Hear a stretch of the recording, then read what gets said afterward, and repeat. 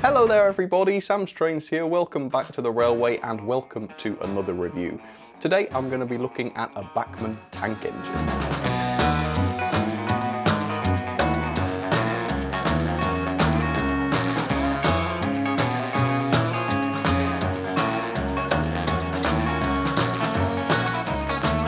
Generally speaking, I am more of a fan of early, preferably pre-grouping tank engines than I am more modern ones.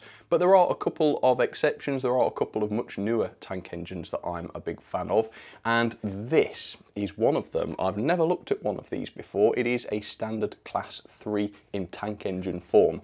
The other one, incidentally, is the standard class 2, and I have owned one of those in the past. It was a Bachmann one, but the axles failed and the centres of the wheels swelled and expanded and stopped the valve gear going round, so it was a complete write-off, so I don't have that anymore.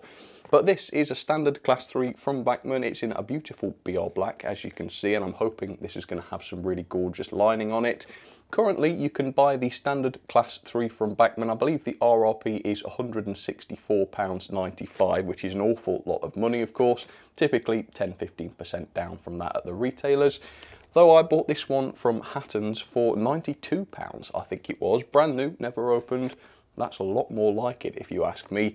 Not sure how Hatton's managed to get these. Sometimes they do purchase stock from other model shops, maybe some that are closing down, maybe some that have got surplus stock.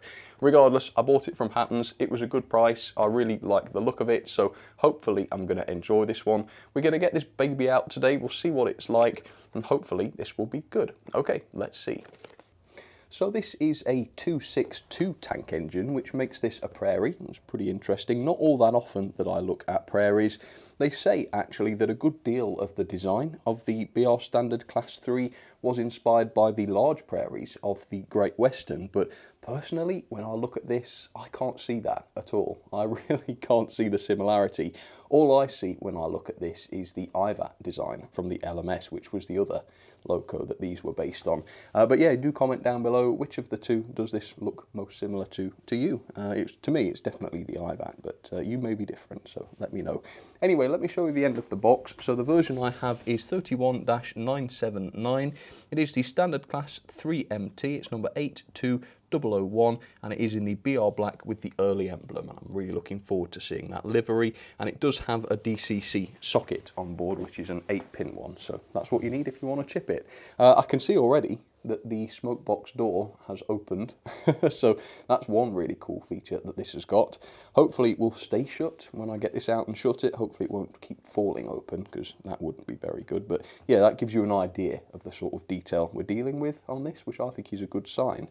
And then, if I show you the back of the box, there is quite a good chunky history here actually on the class, so pause and read it if you want to, although I will talk more about these Locos and their heritage a little bit later on. Okay, well, these have been around for quite a while and I've never looked at one, so I'm pretty curious to find out what these are like. So yeah, let's go on a little adventure, shall we? Oh wow, with the sleeve off it looks even smaller, if you ask me. Yeah, that's absolutely tiny. I'll have to, well, I'll tell you what, later on I'll run the 4MT or whatever, and you'll see the size difference. Yeah, this is very, very small, much more similar to the size of the 2MT than the 4. All right, so let's take a look at the paperwork. I'm interested to know what makes these Locos tick as well, so maybe these instructions will show us a bit more on the mechanism. Okay, so this looks very basic, doesn't it, really? So, location of body securing screws, that's how to remove the body, running in, curves, DCC fitting, lubrication, and it does show you where a few of the accessories go on the front buffer beam there, as well as the steps. Looks like there was quite a lot more than that in the accessories bag though, so some of that might be a mystery. We'll take a look in a second. All right, and here's more of what I'm interested in. You've got the parts list and the exploded diagram. And at first glance, this looks very, very typical of a Bachmann mechanism. You can see what looks like a classic Bachmann motor. You've got a chassis there with obvious square bearings on it. That's not necessarily a bad thing because the wheel set might have proper bearings on it, hopefully, fingers crossed. Maybe not though, we'll have to find out. But yeah, it looks fairly standard. And what's this? Fire irons. Oh right, nice. So we've got some tools and stuff with this. That's always great. That's a great inclusion. And then what's this? Yeah, that's just the usual stuff about warranty and that sort of thing. So we'll put that firmly to one side. Okay, ready? Let's take a look. Let's have a look what else we get in the accessories bag then, because it sounds like quite a lot. Right, yeah, there is quite a lot. Look at all this. So you've got glazing, alternative or spare, I'm not too sure.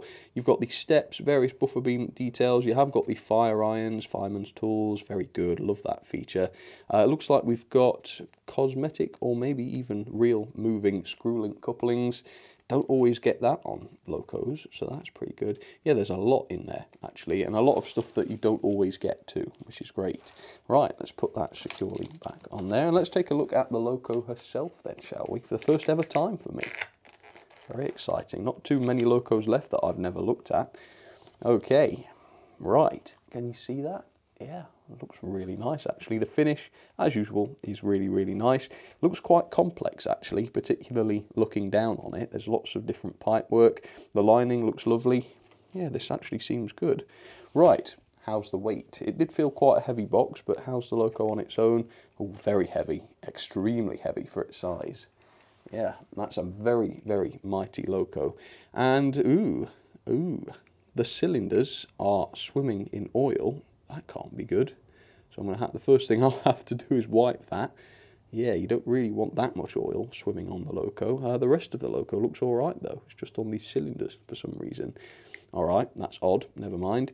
Yeah, seems really heavy. It does have the die-cast running plate, or, well, there's only a bit of running plate exposed at the front, but it is made of metal. It's really good, and it does show in the weight. Seriously, this is a very, very heavy Loco indeed.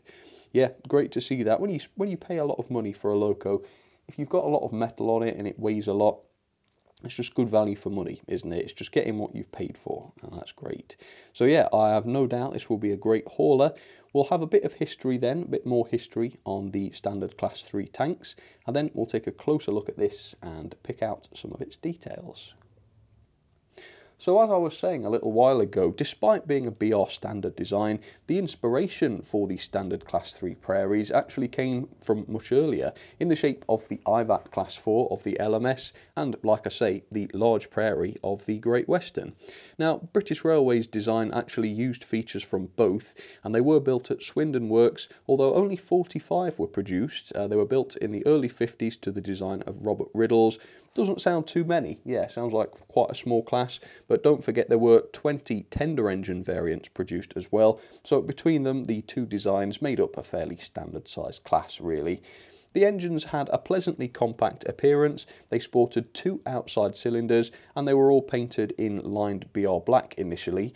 I think some members did receive an attractive lined green livery for work on the Western region, and Bachmann have produced a few like that. I think the one on the, I think the current model for this year, or whatever, the most recent one, I think that is in the BR green. It looks very nice as well. So the class was completely withdrawn and scrapped between 1964 and 1967, with very sadly no survivors, but hopefully a new build will one day be finished so that we can watch this class in action again, in person. Okay, so I haven't looked at the mechanism yet, so I can't comment on that at the moment, but from what I have seen so far, this seems like an incredibly impressive model, mightily so. My expectations for this weren't all that high because I only paid £92 for it, and I do know that this model has been around for quite a few years. But the features, the level of detail, the quality of it all seem to be really, really impressive. So first of all, we'll talk about the weight. So this weighs in at a mighty 330 grams, which is a lot for a Loco of this size. In fact, amazingly, it's even more than the standard Class 4 tank engine from Bachmann, which I've already said earlier on is quite a lot larger. In fact, I'm going to swap the engines over so that you can see the difference. So I won't change the shot or anything. It's a much, much larger engine. It's a good smoke box length longer, and yet the standard 4 weighs less than the standard 3. I think that's absolutely amazing. And for a bit more context, this tiny tank engine actually weighs more than the Hornby Railways Black 5, which is a far more expensive tender engine, and that weight does include the tender on that Loco. So the weight gets about the biggest tick I could possibly give it. Let's now take a closer look at some of the detail. We'll start with the decoration, which is very, very good. I would say the finish on this isn't perhaps quite as good as on some Bachmann Locos. As you can see, the sides of the tanks and such do look a little bit flat, I would say. It's more similar to a Hornby finish, I would say, than a typical Bachmann one, but not terrible. And the boiler is a little bit better. I don't know why, but the boiler seems to shine a little bit more, which is good. But the actual decoration and the application of the decoration is fantastic. So you've got the lining around the water tanks on the side. That's all done incredibly precisely. And then you've got the early crest, which I think is my favourite actually of the two crests. I'll always go for early rather than late if possible. So it's nice to see that. The side of the coal bunker is nicely decorated as well. As you can see, you've got the classification 382001, the running number. A little bit about the capacity on the back. That's a nice little print. The cylinders are lined. The boiler, of course, is also lined. It's got very, very nice, accurate lining on it as well. Even the metal running plate, it is metal, I'll reiterate that, that has a little bit of cream and red lining on it as well, which I think looks really, really lovely. And then just underneath the smoke box there, I think that must be the builder's plate right there, and that is again a nice print. I suppose the only major issue with the finish is the parting line, which goes across the top of the model. I think that shows the Loco's age a little bit, but it's not a big deal, is it? I think it's worth mentioning, but it's not a big deal. But the really impressive thing about this model is the level of detail and the number of separately fitted parts. For instance, look up here, you've got metal safety valves and a metal whistle, and more to the point, that whistle is a very, very fine piece, which proves that it isn't just plastic that can be, you know, etched and moulded to produce such a nice fine whistle. And more impressive still is the fact that this is quite sturdy. It's not too fragile at all. As you can see, I can touch that whistle without it moving. And generally speaking, the model does seem to be quite robust. Most of the separately fitted parts are very, very securely fitted. There are one or two that are a little bit flimsy, and I will just talk you through those. You've got this little lever here, which is a very, very flimsy piece, so you've got to very much be careful not to touch that when you lift up the Loco. And also the steps, weirdly, those are actually made of a very thin plastic, which is very flexible as well. So again, when you're lifting up the model, you just need to be aware of some of these more fine details, which are a bit flimsy. Other parts though, you've got this pipework underneath the tank. You know, it's pretty sturdy, I like that a lot. There's an awful lot of detail on top of the tanks, which is all very secure. Notice that most of this isn't just a part of the moulding. This is largely separately fitted, which again, always just brings a lot more depth to the model, makes it look much more realistic, so that's good to see. Around the smoke box area, all of this plumbing is separately fitted, loads of separately fitted parts around the running plate, as you can see, and of course you've got the lamp brackets on there as well. Up on top of the cab, there is this moving air intake for the cab. It's quite a big one, this. You get quite a breeze, actually, if you were driving this one with that door all the way open. But in model form, of course, that allows quite a lot of light into the cab, which has some painted detail inside it. Quite a few Bachmann tank engines from this era and of this sort of size don't have any painted cab detail. It was the V3, I think it was. The standard 4 doesn't, I don't think, but this one does, and it does catch your eye when you look at the model, and so it is great to see that there. That's a really, really nice feature. The cab, of course, also has the nice flush glazing as well, which looks very good, and then just behind it you've got this coal load, which is quite nice and glossy. It's good to see that. The Loco is finished off with loads of different separately fitted handrails, as you can see, lots around the back, more along the boiler or the front of the smoke box and such, so that looks fantastic. The model does have sprung buffers, as you can see, and those are separately fitted and made of metal, which is good. Pre-fitted are the couplings, so you don't have to worry about fitting those yourself, although if you wanted to, you could remove the front one for extra realism, because they are NEM, which is great. The wheels, as usual from Bachmann, are cast in metal, and then they're sort of blackened. The centres of the wheels aren't the most realistic in the world, but they have also been blackened so that the axles are not too noticeable. And then the best thing on this Loco is the valve gear. And because it's a smaller Loco, all of the valve gear seems to be sort of compressed into quite a small space, which actually makes it look very, very complex in model form, which I like a lot, and hopefully it's going to look even better when it runs. I suppose that's the reason why I like this and the standard class 2 tank so much. Yeah, looks amazing. Right, so there is so much detail on this Loco that I can't hope to show it all and do it all justice, but there is one feature that I've already alluded to, which I've saved till last and I do want to show you. That is the smoke box door. As you can see, it's quite a nicely detailed smoke box door. It's got the running number on there. The dart on the front is separately fitted, blah, blah, blah. But that's not very interesting, is it? This is the interesting part. Would you look at that? So yes, it opens. It's got a nice hinge, so you've got lots of modelling opportunities there. But you've got detail inside, which is amazing. You can see all of the tubing inside there, which has been faithfully replicated. Now that single feature just throws this model up above and beyond other models, if you ask me. The level of detail is amazing, particularly given this model's age. Absolutely fantastic. So mightily impressed with this. Very, very good level of detail. Great weight, fairly decent quality as well. Can't fault it so far. But I have not looked at the mechanism yet. Got a slightly bad feeling about that, but let's stay open. It could be good. You never know. So I'll find out, I'll film it, then we'll get it down onto the track for its first ever run. So there she is, Bachmann's standard class 3 tank engine down onto the track, looking fantastic. And that is true, this Loco does look fantastic, but unfortunately it is the classic case of a very expensive model looking amazing with fantastic external details, which obviously tricks you into thinking you're getting what you paid for. But then underneath, out of sight, there is a very, very poor quality mechanism. And curiously, a lot of the magazine reviews and things that I've read in the past don't really address this sort of thing. Okay, so let's start. So the base keeper plate, unfortunately, is hardwired to the chassis, which means removing it for serviceability purposes is not very easy to do. I did manage to reveal the proper wiper pickups though, which touch each of the driving wheels, so you've got 3 pickups going to each line. That's okay, I suppose, for this Loco. It doesn't have any proper bearings on the driving axles though, as you might expect from Bachmann, and more embarrassingly, it actually has square slots cut into the chassis. Not very good quality. Here is the chassis itself without the body. It has a 3-pole motor with no flywheel, so that's incredibly minimal, isn't it? Very poor soldering, as is quite often the case. Look at the state of that. And then you've got the 8-pin DCC decoder socket, which is fine. Yeah, plenty of space for a decoder there.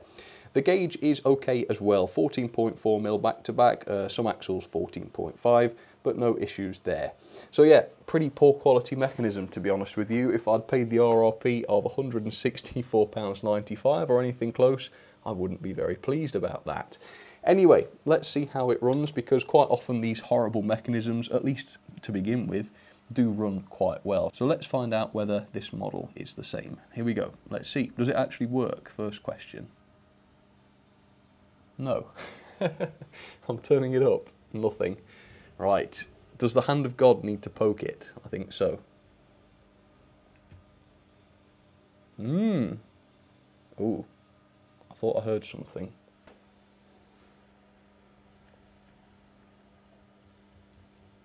Oh. Okay. Well, that's at 50% speed. Oh. Right, so yeah, it's a little bit sleepy to say the least. It hasn't been run in yet, but so that's at 70% speed. Blimey. Oops, what happened then? Oh, I see. So you see these little sanding pipes, these are a little bit far down. Now I'm not going to blame Bachmann for that, because that can sometimes happen when you remove the base keeper plates. So yeah, I'm not going to. That's probably something that I've done. It's quite easy to readjust. Yeah, I think that should be okay. Right, let's try again.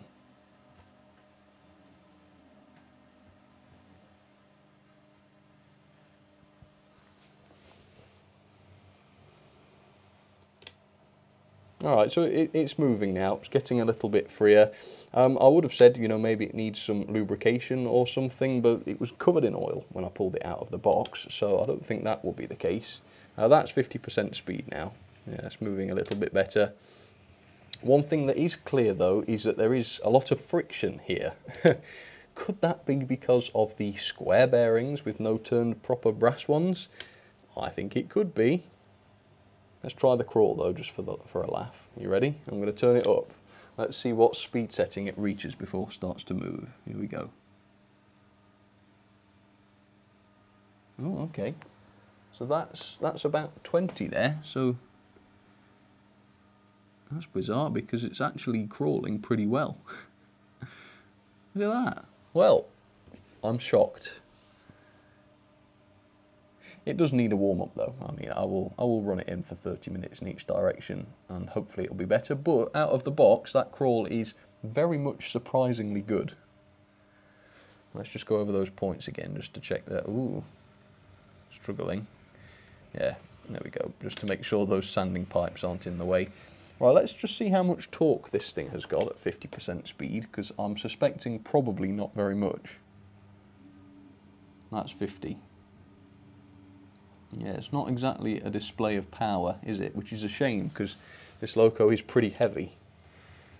Anyway, yeah, it's moving all right now. Well, sort of. So, let's set this to 50% speed, and we'll see how it runs around the layout. Yikes.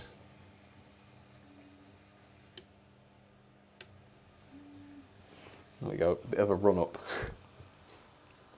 Yeah, so that wasn't a surprise or anything. Terrible mechanism, doesn't work very well. Yeah, that's all fairly logical. Oh, okay, so performance around the second radius there was pretty good. I didn't really see it slow down. It's quite inconsistent at the moment, but hopefully that will get better the more it runs. After I've finished the review, if it's not any better, I might give it a little bit of oil. Don't usually afford any Locos that luxury, but before I do, running in might actually do the trick. So I'll see you in an hour or so. Fingers crossed things will be a little bit better.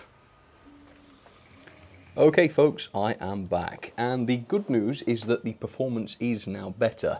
The bad news is that it got dramatically worse before it got better. It was quite interesting. It wasn't a gradual improvement either, it was really sudden. So it was running along as I was watching it, and then suddenly it slowed down to a crawl. And I thought, hey up, that's it, it's over, it's going to die. Then it emitted a puff of smoke. I thought, right, I'm going to go and grab the camera, it's going to die, I'm going to film its demise on camera. Next time I saw it, it had sped up to a reasonable speed, and since then it's running a lot better, or it appears to be. So let's just run it again and see how it is. It's done about 30 minutes now in each direction. It's still not the greatest runner in the world. I don't know, it just doesn't look dreadfully constant. I've taken my hands off the controller now. Oh, I'm not touching it. When I put my fingers near it, it seems to want to go. Maybe they smell. There you go. Yeah, as you can see, it's not a consistent movement. There's quite a bit of friction there. In reverse, it can't crawl, as you can see. I mean, I can give it a bit more juice than that. Hands off the controller, but then it lurches. Oh, I've got to stop it before it crashes into the wagons. Now, I think before it was quite good at crawling forwards, so let's try that again. I'm turning it up right now. Yeah, so the forwards crawl is really good, but for some reason in reverse it's not. So yeah, I would just put that down to a poor mechanism, unable to recreate precise movement. Yeah, that's alright though. It's cogging a lot, but it will because there's no flywheel. Again, poor quality mechanism. Right, so, oh, it's sped up now. Oh no, it's just binding again at some point in the rotation. Hands are off the controller, by the way. Oh. So yeah, it's not a great performance. We've seen quite a lot better. The pulling power though is quite good, so it hauls at a tractive effort of 0.41 newtons, which is quite a lot actually. That should be around 25 coaches on straight and level track, but do bear in mind, under such a load as that, if I turn this up to 50% speed, it slows down dramatically. Hang on, just put my fingers on the buffers so I'm not pushing it down at all. Yeah, it's really, really struggling, which again is a bad design, because really you want a Loco to start wheel slipping long before the motor speed gets drastically reduced, because it's not good for motors to be under such pressure that they're slowing down like that. So yeah, it's far from ideal, but I've set it up with quite a large freight train. It's not too big, there's about 20 or so wagons on there, so we'll see how it handles them. Let's back it up if I can and couple up to the wagons gently. I'll do it as gently as I can, which is easier said than done with this. There we go. So yeah, the slow speed is not good. But besides the crawl, the performance did seem a little bit better, but now it's got a load. We'll see whether it's any different. Yeah, that was not good though. That really did lurch then. Right. Forwards is a lot better though. That's bizarre. How could it be so much better forwards? Right. Let's let it crawl for a minute. Yeah, it's still not dreadfully consistent, but overall that's more impressive than it is underwhelming. Yeah, let's speed it up then. Let's see how it handles the wagons at a little bit higher speed. So the theme of today's running session is more BR standard locos, and so on the middle line I have the standard 4 tank engine, which puzzlingly is larger yet lighter than the standard 3. So that's logic for you. And like the standard 3 though, this has a very poor quality mechanism. I can't remember the exact details, but yeah, I remember that it wasn't very impressive. But yeah, that's just got 4 coaches, not too much, don't want to stress that one out for the same reasons. There you go. Again, not a terrible runner or anything, but should be better.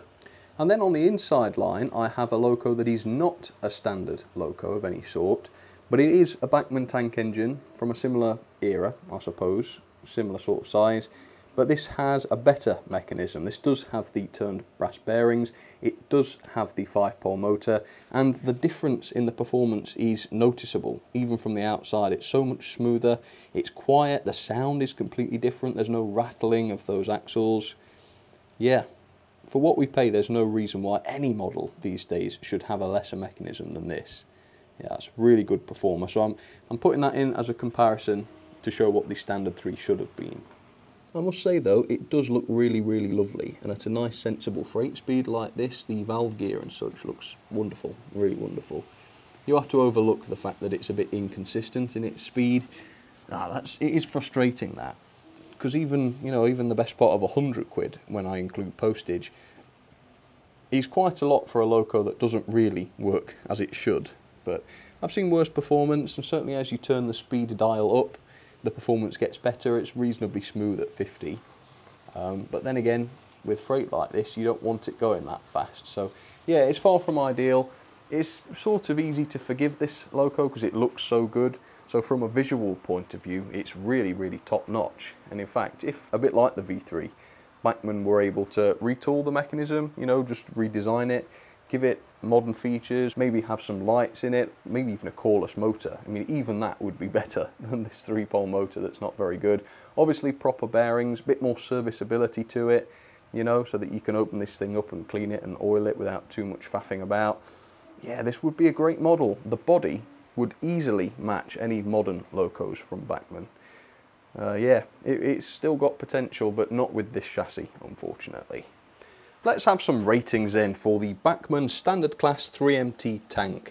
So this video started out very, very positive when it came to the detail and the way this model looks, to the point where I actually can't fault it. It's very, very good. Loads of separately fitted parts, top quality decoration, decorated cab, metal whistle, metal safety valves, die-cast chassis, lovely finish overall. Yeah, I can't really fault it. It's a great level of detail. Here's a very generous 3-star for performance. The reason I've decided to be a little bit more lenient on this is because at some speeds the loco does perform quite nicely. That said, at the lower speeds it's not that great. So for freight, for instance, it's a bit inconsistent, as you'll have seen from some of my clips. The slow speed crawl, again, forwards is okay. It's not amazing or anything, but it's a fair crawl. Still not that consistent though, and in reverse it's very, very poor. I don't know why it's so much worse in reverse. I did give it the same running in period in each direction. Now I understand this model could have been in its box for a number of years, but when I inspected the mechanism, the moving parts were all quite moist. Apologies for using that word, I know some people hate it. Yeah, so it's not as though it's dry as a bone. In fact, quite the contrary, it was quite covered in oil when I first unboxed it. When the time does come to give this a service, of course it will get a clean and fresh oil, and maybe that will make a difference, but lack of lubrication is not the problem. At least I don't think so. The pulling power similarly is quite good for a loco of this size due to its large weight, so 0.41 newtons is the same as around 25 coaches on straight and level track, Although, like I say, do bear in mind that at that sort of load, the Loco is drastically slowed down to the point where I think it might damage the motor, so don't do it. The mechanism then, I've had to give 1 star. Yeah, I just can't find anything good about this mechanism. It's unfriendly to service, it's got no proper bearings on its axles, and in fact square bearings cut into the slots. For such an incredibly heavy model, that is a terrible idea. You've got all the weight of the model forcing its way down on just a tiny little point of contact on each of those axles on the chassis, and obviously that's going to cause quite a lot of wear. If the chassis wears, you'll increase that contact area, you'll increase the friction, and obviously massive friction is probably the reason why the Loco is struggling the way it is. So there's no good reason for that. 3-pole motor, no flywheel, bit of a mess on the inside. Not a good mechanism, unfortunately. As we know, a good quality 5-pole motor costs pence more than a 3-pole motor. I've bought them as a consumer for less than £2 and had them shipped for free to the UK from China. So considering how much cheaper they would be for a manufacturer like Bachmann, there's no reason why better motors can't be used, but frankly that's the least of the troubles with this Loco. The quality started out pretty well actually. You've got the die-cast running plate, you've got the fairly sturdy detailing, most of which is fairly good. A couple of bits are a little bit flimsy though, and perhaps some metal steps would have been a little bit more rugged. And then of course you've got the very poor quality mechanism, for which I've had to deduct a little bit as well. But yeah, it's not a terrible quality model on the whole, but I think you would want better for your money. And that brings us on to value for money then. So the Bachmann Standard 3 costs RRP at the moment £164.95, with most retailers selling them at around £140.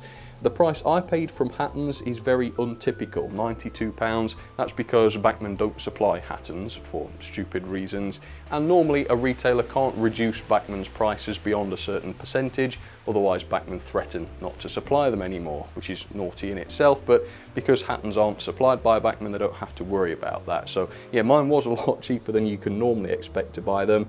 Yeah, for 140 odd quid, you would want a better model than this. The level of detail, fantastic. And if the mechanism and the running qualities matched that level of detail, then this would actually be a fair value purchase, but it isn't, unfortunately. Overall then, that is not the best score in the world, 6.65 out of 10. I had hoped that this one would be better, but let's put that into the ranking.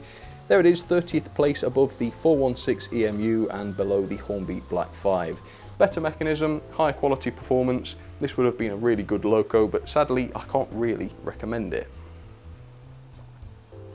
So there you have it then folks, that is my review of the Bachmann Standard 3 tank.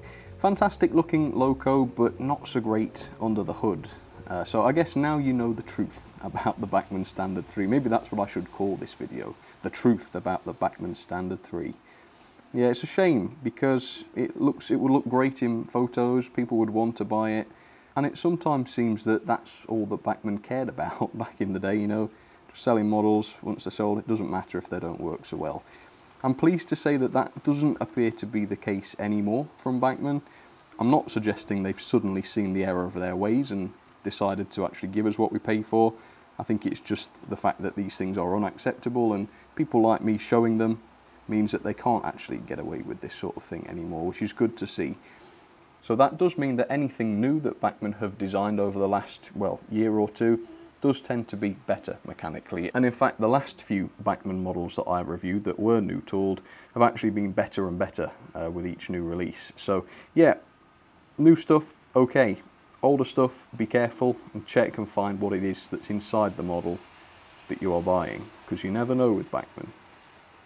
Well, that's it. Thanks for watching. You look after yourselves, and I'll see you on the next one. Alright, cheers everybody.